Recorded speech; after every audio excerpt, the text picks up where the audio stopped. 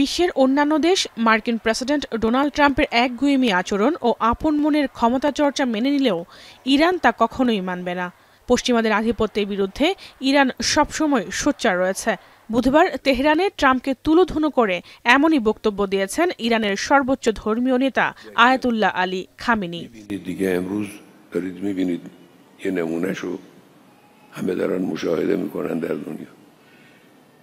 همه باید از ما تبعیت کنن، همه باید منافع ما رو بر منافع خودشون مقدم کنن।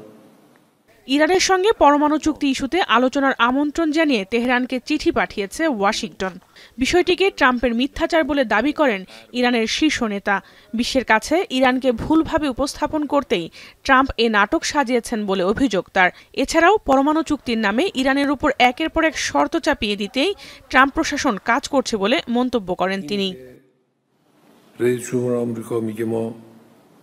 آماده هستیم با ایران مذاکره کنیم و دعوت به مذاکره و ادعا میکنه که نامه‌ای فرستاده که البته به ما نرسیده، به من یعنی نرسیده।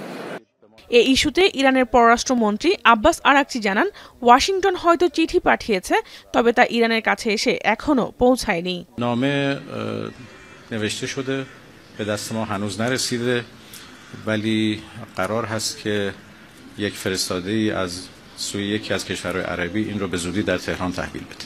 2015 সালে ইরানের সঙ্গে পশ্চিমা কয়েকটি দেশের পরমাণু চুক্তি স্বাক্ষরিত হয়, যেখানে বলা হয় পরমাণু কার্যক্রম সীমিত করার বিনিময়ে নিষেধাজ্ঞা থেকে মুক্তি পাবে তেহরান।